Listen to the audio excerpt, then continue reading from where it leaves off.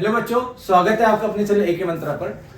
आज हम यहाँ पर क्या पढ़ने वाले हैं? आज हम यहाँ पर पढ़ने वाले हैं बैंक्स के बारे में।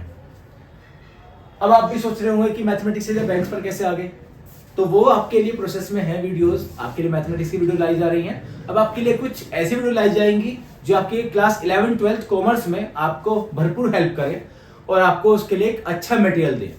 तो आज हम सबसे पहले शुरुआत करेंगे अपने बैंक्स के बारे में।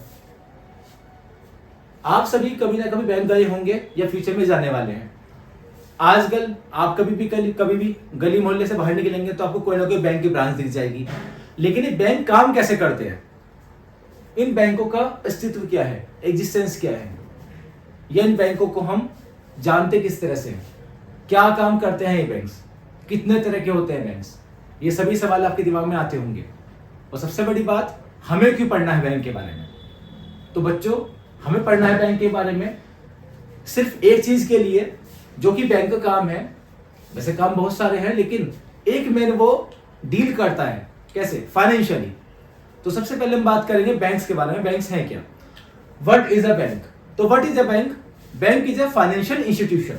बैंक एक वित्तीय संस्था है, फाइनेंशियल इंस्टीट्यूशन, जो कि सिर्फ मनी में डील करता है। मेनली वो मनी में ही डील करेगा। यानी कि हम यहां पर बात करेंगे बैंक एक किस तरह का इंस्टीट्यूशन होगा बच्चों? फाइनेंशियल इंस्टीट्यूशन, जो कि फाइनेंशियल डील करेगा। मीन जितना भी मनी रिलेटेड मैटर है, पैसे से जुड़ा हुआ जितना भी मैटर होगा, बैंक्स उसमें कहीं ना कहीं इन्वॉल्व हो गई होगा। तो बैंक के मेन काम क्या है, उसको हम पढ़ने वाले हैं कि उसके फंक्शंस क्या क्या है। तो सबसे पहले आप सभी, हम सभी कभी ना कभी बैंक में अपना पैसे जमा करते हैं, और उस पैसे को जमा करके हम उस पर कभी कभी इंटरेस्ट भी लेते हैं। तो हमारे द्वारा पैसा जो दिया जाता है, तो हम हुए लेंडर। जो पैसा दे रहा है बैंक को, वो हुआ lender. The person who is giving amount to the bank और मनी और submitting its money, his money to the bank is known as lender. तो सबसे पहले ये मनी लेंडिंग का काम करेगा, यानी कि ये लोगों से पैसा उसका एक्सेप्ट करेगा, उनका डिपॉजिट एक्सेप्ट करेगा। उसके बाद जो भी नीडी पर्सन है, चाहे वो एग्रीकल्चर के फील्ड में हो, चाहे वो किसी पर्टिकुलर पर्सन को जरूरत है, अपने घर बनाने के लिए जरूरत है, एजुकेशन के लिए और डिफरेंट पर्पसेस के लिए, वो क्या करेगा? बैंक लोन देगा उन सब लोगों को, इंडस्ट्रीज को, ट्रेड के लिए और एग्रीकल्चर के फील्ड में और डिफरेंट फील्ड में लोगों को लोन प्रोवाइड कराएगा। तो it will provide loan, loan provider. किसको लोन प्रोवाइड करेगा? बोरोवर को, loan provider to the borrower. हम इसको बच्चों ब्रैकेट में लिख लेते हैं। किसको लोन प्रोवाइड करेगा? बोरोवर को, जो नीडी पर्सन है, जिसको कि लोन की जरूरत है, पैसे की जरूरत है, वो जाएगा बैंक के पास, बैंक उसको लोन प्रोवाइड कराएगा। आप सभी ने क्लास 10th में चैप्टर 3 में पढ़ा होगा टर्म्स ऑफ क्रेडिट, जिसमें हम interest rate, document verification, collateral जैसी कंडीशंस पढ़ते थे। तो ये कुछ कंडीशंस हैं जो कि लोन के लिए जरूरी होती हैं। लोन ऐसे ही नहीं कि आप जाएंगे और बैंक आपको लोन दे देगा, उसके लिए वो कुछ कंडीशंस, उसकी प्रीस्क्राइब्ड कंडीशंस पहले से तय है कि ये हमारी कंडीशन होनी चाहिए, तभी आपको लोन मिल पाएगा। ठीक है, तो हमने सबसे पहले पढ़ा बैंक क्या काम करेगा? मनी लेंडिंग का काम करेगा, यानी कि वो पैसा लेगा। ठीक है ना, पैसा लेगा। कौन है? मनी, जो पैसा देने वाले हैं वो लेंडर पर्सन है। ठीक है, वो कौन है? यानी कि किससे लेगा? लेंडर से। किसको लोन देगा? जो लोन लेने वाले, जो नीडी पर्सन है। It will provide loan, loan provide की तरह काम करेगा। It will also give us facility such as to open saving account, current account, RD, FD. इसके अलावा भी कई सारी फैसिलिटी है बच्चों। अगर आपको इसके बारे में जानना है तो आप हमें कमेंट बॉक्स में बताएं, हम इनके बारे में एक अलग से वीडियो बनाएंगे। तो saving account, current account, recurring deposit और फिक्स डिपॉजिट आप सभी अच्छे से पढ़कर आ चुके हैं अभी तक। 10th क्लास में भी आपको इन सब के बारे में पढ़ाया गया होगा, और अगर आपको कभी भी इसके बारे में पढ़ना है तो आप हमें बता सकते हैं। इसके अलावा बैंक आपको एक, जब भी आप पैसे जमा करेंगे तो उसको पर इंटरेस्ट देगा। तो मेनली कौन गवर्न करेगा बैंक को? बैंक को गवर्न करने वाला है कौन? जैसे कि सरकार को गवर्न करने के लिए हमें सेंट्रल गवर्नमेंट चाहिए होती है, वैसे ही बैंक को गवर्न करने के लिए कोई ना कोई सेंट्रल बैंक चाहिए होगा। सेंट्रल बैंक जो कि काम करेगा सभी बैंक को रेगुलेट करने का। जितने भी आपके आसपास के बैंक है, ये क्या अपनी फंक्शन चला रहे हैं? नहीं, ये सभी अपनी फंक्शनिंग खुद से नहीं बना सकते। इनको गाइड करने वाला एक सेंट्रल बैंक है हमारे पास, हमारे इंडिया में, जिसका नाम है आरबीआई, जिसको हम जानते हैं RBI, reserve bank of India. तो आरबीआई काम क्या क्या होगा, तो आरबीआई के बारे में हम पढ़ते हैं कि आरबीआई के काम क्या क्या है। आपको जो भी बातें बताई जा रही हैं आप उन सबको एक पेन पेपर लेकर नोट भी कर सकते हैं और एग्जाम में ऐसे लिख सकते हैं। तो आरबीआई का सबसे पहला काम होगा करेंसी इशू करने का।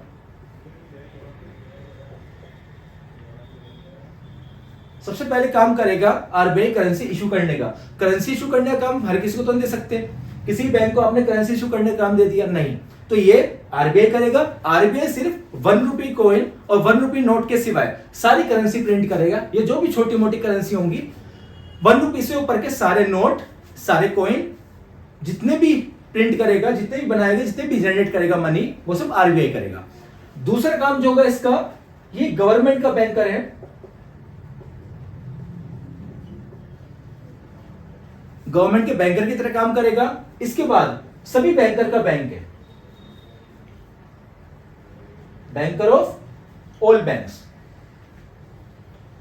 इसके अलावा जितनी मॉनेटरी पॉलिसी होंगी, डिमोनेटाइजेशन, मुद्रीकरण जिसको बोलते हैं, ये सभी हमें आरबीआई के द्वारा देखने को मिलता है। जितनी भी पॉलिसी होंगी, जैसे कि हम भी देखते हैं कि 2000 के नोट अभी जो है बंद होने वाले कुछ दिनों में, तो ये सब पॉलिसी भी आरबीआई ही अपनी सहमति से करवा सकता है। तो हम पढ़ेंगे टाइप्स ऑफ बैंक के बारे में। टाइप्स ऑफ बैंक के बारे में पढ़ेंगे हम। टाइप्स ऑफ बैंक कितने होते हैं? जनरली हम देखते हैं कि हमारे आसपास इतने सारे बैंक, कैनरा बैंक है, पीएनबी है, एसबीआई है, आईसीआईसी है, और सिडबी भी आपको कहीं ना कहीं देखने को मिलेगा। एक्सिम बैंक आप सुनेंगे एक्सिम बैंक के बारे में, सिडबी बैंक के बारे में, और इसके अलावा आपने कई सारे बैंक के बारे में सुना होगा, कोऑपरेटिव बैंक। लेकिन आप उसको डिफाइन कैसे करेंगे? तो उसके लिए हमारे जो बैंक्स हैं वो 4 पार्ट्स में डिवाइड कर सकते हैं। तो सबसे पहला आएगा आपका बच्चों सेंट्रल बैंक, सेकंड नंबर पे आएगा आपका कॉमर्शियल बैंक, थर्ड नंबर पे आएगा बच्चों आपका स्पेशलाइज्ड बैंक,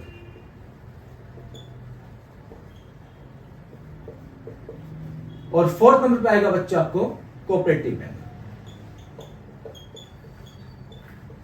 तो जनरली आप इन 4 पार्ट्स में बैंक्स को डिवाइड कर सकते हो। आपके आसपास आपको देखने को मिलते होंगे। इतना आप घर के बाहर निकले, कोई बैंक बना हुआ है, तो उस बैंक को आप कैसे डिटरमाइन करोगे कौन सा बैंक है, इन चारों में से कौन से बैंक में आएगा? तो आप जनरली देखते होंगे। आगे बढ़ने से पहले आपको बता दें बच्चों, इस वीडियो में आपके 2 बैंक कवर करने वाले हैं, central bank and commercial bank. अगली वीडियो में आपके स्पेशलाइज्ड बैंक और कोऑपरेटिव बैंक के साथ कुछ टर्म्स बताई जाएंगी जो कि बैंक से रिलेटेड टर्म्स होंगी, जो कि बैंक जनरली यूज करता है अपनी फंक्शनिंग के लिए, जो कि आपके लिए बहुत जरूरी है। इन फ्यूचर अगर आप आगे तैयारी के लिए जाते हैं, वो टर्मिनोलॉजीज आपके लिए बहुत हेल्पफुल होंगी।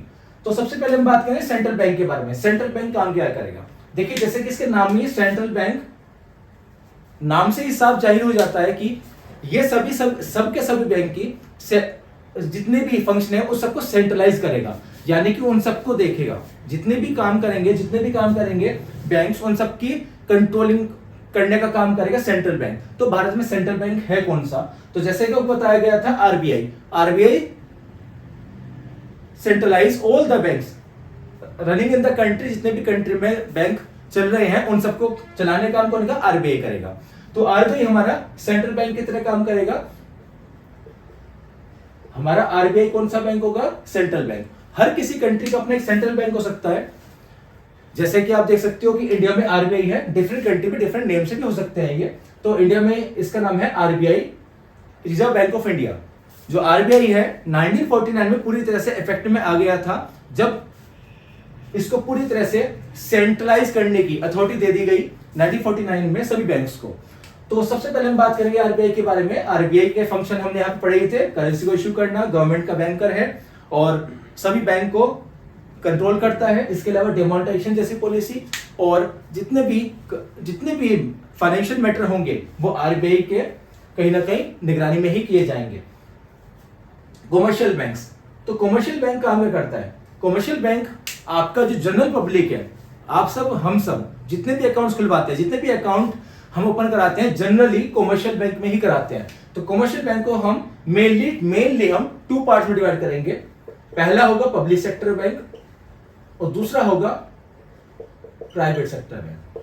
इसमें भी आपने सुना होगा कभी पब्लिक सेक्टर बैंक में, यहां पर आपने सुना होगा एसबीआई का नाम, पीएनबी का नाम, Canara bank, Vijaya bank, bank of Baroda और इस बैंक ऑफ महाराष्ट्र, ऐसे बहुत सारे बैंक्स आपने सुने होंगे। ये सभी आपके पब्लिक बैंक की तरह काम करते हैं।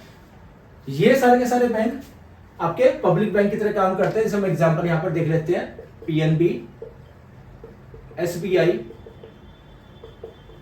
इंडियन ओवरसीज बैंक, इसके अलावा आप लिख सकते हो bank of Baroda, bank of Maharashtra. ये सभी बैंक आपके बच्चों कौन से होंगे? ये सभी बैंक आपके पब्लिक बैंक की तरह काम करेंगे। इसके अलावा प्राइवेट बैंक कौन से होंगे? आईसीआईसीआई, एचडीएफसी, एक्सिस बैंक, ये सभी आपके बैंक प्राइवेट बैंक की तरह काम करेंगे।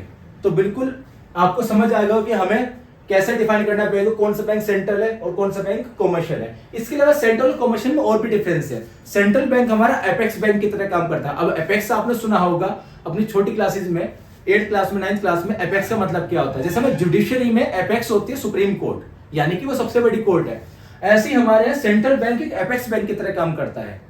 इसके अलावा ये जो काम करेगा हमें डेवलपमेंट के नजरिए से देखेगा, सोशली बहुत ज्यादा डिफरेंसेस ना हो, या फिर कह सकते हो कि जितने भी बैलेंस है फाइनेंशियली वो बना रहे, ये सेंट्रलाइज करेगा सेंट्रल बैंक। यानी कि कंट्री के वेलफेयर के लिए कहीं ना कहीं जुड़ा होगा, वेलफेयर इन द सेंस कि सबके साथ रीजनल बैलेंस बना रहे।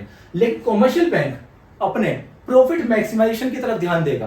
प्रॉफिट मैक्सिमाइजेशन मींस ये प्रॉफिट को ज्यादा से ज्यादा गेन करने की सोचेगा, अपनी फंक्शनिंग को चलाकर अपने काम को करके ज्यादा से ज्यादा प्रॉफिट गेन करेगा।